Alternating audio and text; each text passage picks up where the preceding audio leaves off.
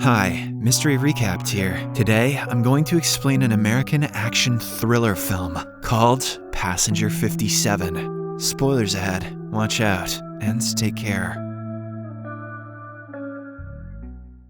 Charles Raine is a notorious British terrorist who has orchestrated multiple bombings, assassinations, and other heinous crimes. He even tried to kill the governor. But despite his criminal record, he has never been captured. The truth is that Charles is also an escape artist who uses his power and deception to elude the authorities. In the first scene, we see him in a surgery room with several doctors surrounding him. Turns out, Charles is about to undergo a procedure to completely change his facial appearance. This is the 10th time he is about to do so. When the head doctor inquires if he needs any anesthesia to bear the pain, Charles refuses, stating that he likes pain. He wants to undergo the surgery in a completely conscious state. Meanwhile, some cops have gathered outside the building. Someone has tipped them off about Charles's whereabouts, and they are here to storm the surgery room and finally apprehend him. But before they start the mission, the chief cop warns everyone that Charles is a dangerous assassin who is capable of killing several men single-handedly. He's a right troublesome bloke and he knows how to give them the beans, you know what I'm saying? Hey, what?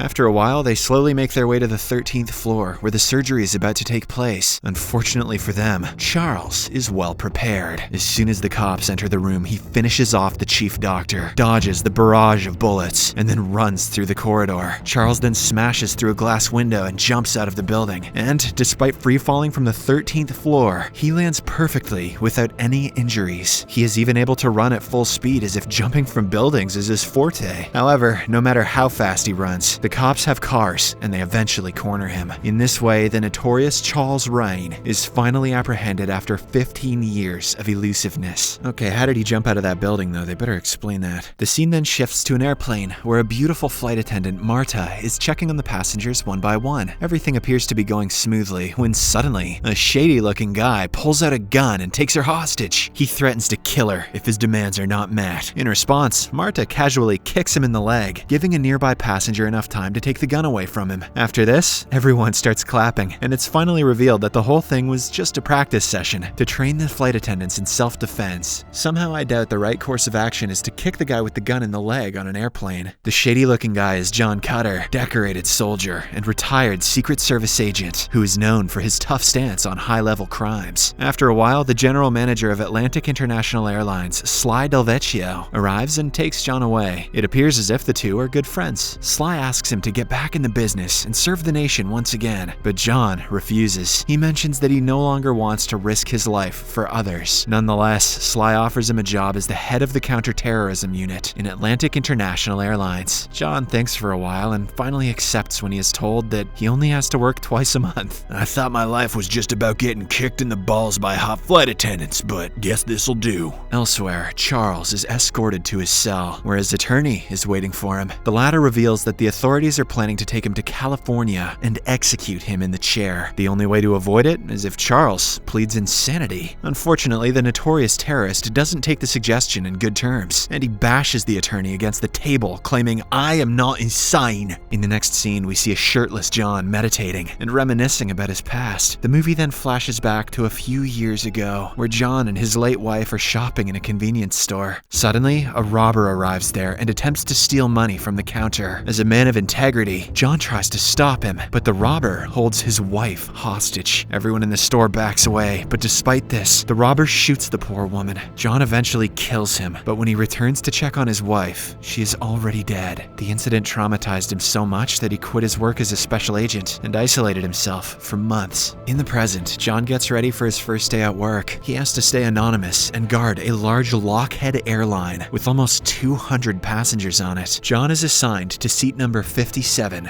hence the name of the movie. Coincidentally, Charles and two FBI agents also board the plane, indicating that the flight is heading for California. One of the flight attendants is Marta, while the other one is a beautiful young girl named Sabrina. Meanwhile, a little boy sees Charles and fires an imaginary bullet at him. In response, the cold-hearted killer pretends to be dead. However, when he shoots the boy back, his cuffs are revealed, which alarms the passengers nearby him. They start wondering if the flight is safe, and Sabrina assures them that there is nothing nothing to worry about. After a while, she calls a suspicious-looking staff in the lower deck and asks him to send over the special service. The guy obliges and puts a metal briefcase on the waiting tray. At the same time, John, who is annoyed by his chatty seatmate, gets up and heads to the restroom to have some alone time. Once he locks the door, Sabrina retrieves the content from the metal box, and it turns out to be a gun. She then proceeds towards the two unsuspecting FBI agents and shoots them in the head, much to everyone's horror. After Charles unlocks his cuffs, 3 of his goons emerge out of their seats and threaten everyone to remain silent. Here, it is revealed that Charles had everything planned all along. When he got to know that the agents were escorting him in a commercial airline, he immediately hired some people to hijack it. In the next scene, Charles heads to the cockpit and shoots one of the pilots dead to assert his dominance. Then, he announces over the radio that they are going to change courses and that the plane is officially hijacked. However, if the passengers remain calm and obey his orders, no harm will come to them. John, who is still in the restroom, overhears all of this and gets terrified. He somehow manages to get a hold of the plane's onboard phone and explain the situation to his friend Sly. Following this, he expertly subdues one of the hijackers, takes his gun, and then uses him as a shield to confront Charles. The latter also grabs Marta, creating an intense showdown between the two. However, Charles soon lets go of the flight attendant and shoots an innocent man to prove his point. He then fires a shot towards John, but it accidentally kills one of his henchmen. Taking advantage of the commotion, John and Marta run away from there, enter the elevator, and take it all the way down to the cargo hold. There, they come across the suspicious-looking guy from earlier and inquire if he knows anything about the hijackers. The man pretends to be shocked, but at an opportune moment, he whips out a knife and tries attacking John. The two then engage in an intense duel, and in the end, our protagonist manages to knock the bad guy out with an impressive kick. If only he was that good at doing his taxes. After tying him up, Marta and John head to the avionics section of the plane, where the latter proposes that they dump all the fuel and force an emergency landing. Marta strictly opposes the idea, as it could easily result in a crash, but when John explains that it is their only way, she allows him to proceed. Once the fuel is almost empty, the two head towards the landing gear, as it is the best place to jump out of the plane without sustaining many injuries. Fortunately, the plan works, and when Charles learns that they are running low on fuel, he requests the pilots to make an emergency landing at the nearest airport. Meanwhile, at the Atlantic International headquarters, Sly and his superiors find out that the hijacked plane is preparing to land at a small airstrip in Lake Lucille, Louisiana. Hence, without wasting any time, Sly boards a chopper and heads to the location. Elsewhere, John and Marta are waiting for the plane to land so that they can jump out of it. Few moments later, the plane eventually comes to a halt, but when the two are about to jump, one of the hijackers ambushes them from behind. John is pushed out of the plane, while Marta is taken hostage once again. 2 cops arrive at the scene and immediately arrest John, despite his best attempts to claim he was the head of security on the plane. Doesn't change the fact that you didn't do your taxes, buddy. As he is being escorted away, Charles makes contact with the control tower, and the chief sheriff, Mr. Biggs, answers him. Charles immediately makes his demands clear that the plane needs to be refueled inside 10 minutes. In return, he promises to release 100 passengers. When the sheriff refuses to accept the deal, Charles kills 5 passengers to make a statement. This terrifies Mr. Biggs, and he finally gives the green light to refuel the plane. After a while, John is brought to the control tower, and even Mr. Biggs thinks that he is one of the bad guys. His doubts are finally confirmed when the cunning Charles calls him once again and lies that John is one of his men, who escaped after betraying him. Hearing this, Mr. Biggs orders his officers to lock John in the basement, but the latter impressively fights them off, grabs a police motorcycle, and heads to the airstrip. Meanwhile, after the plane is refueled, Charles releases 100 passengers, as promised. However, taking advantage of the commotion, he also sneaks out with a suspicious-looking guy and another man. The 3 then head to a nearby fair. At the control tower, the FBI finally arrives and asks Mr. Big to give a full report on the situation. When the sheriff mentions that they had beat up and caught John Cutter, the head agent gets angry and finally reveals that John is one of them. Tax evasion be damned. Elsewhere, at the carnival fair, Charles and his men are secretly tailed by John, who is still adamant on catching them. Unfortunately, his cover is blown, and one of the hijackers attempts to shoot him, but misses. An innocent person takes the bullet, resulting in full-blown chaos. Meanwhile, John climbs up a Ferris wheel, and one of the hijackers follows him there. The two engage in a small tussle, which ends with the man being chucked off the Ferris wheel, resulting in his immediate death. If only he were that good at fighting off his taxes. After this, John jumps onto the unsuspecting Charles, and eventually subdues him. As the FBI and the local officers take him away, Sly Del Vacchio also arrives and congratulates his friend for successfully tackling the terrorist. However, little did they know that the problem is far from over. Charles threatens the officers that if he isn't let free, his goons on the plane will start killing the passengers one by one. An enraged John tries to negotiate with him, but to no avail. So, with no options left, the FBI and the other officials decide to let Charles back onto the plane. However, they have an idea. They will deploy snipers on top of a nearby building, and as soon as Charles and the other hijackers appear in sight, they will be shot dead. Why not just kill Charles in the first place? His goons are idiots, they'll just give up if he's dead.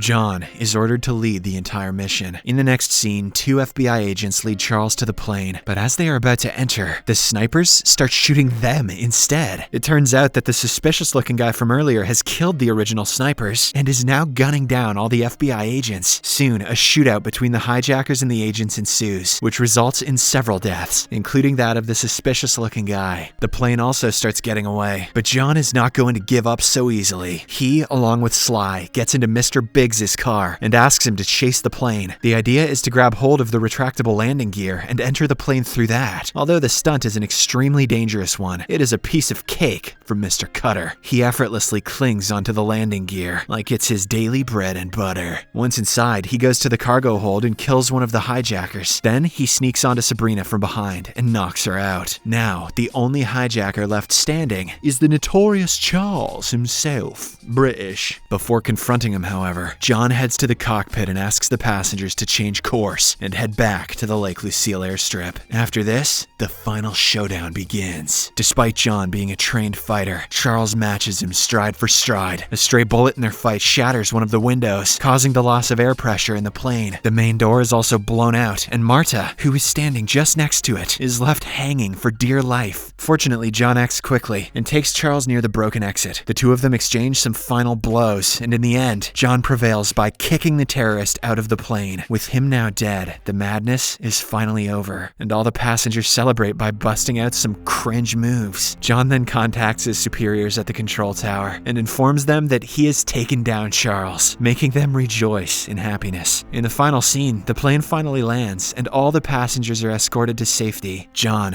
who is fed up with all the commotion and his taxes, doesn't even bother facing the reporters and simply walks away with his new girlfriend, Marta. The movie ends as Sly talks to the reporters and proudly says that he was in charge of the entire operation. Subscribe for more videos like this, turn on notifications, and leave a like to help the channel out. Thank you for watching.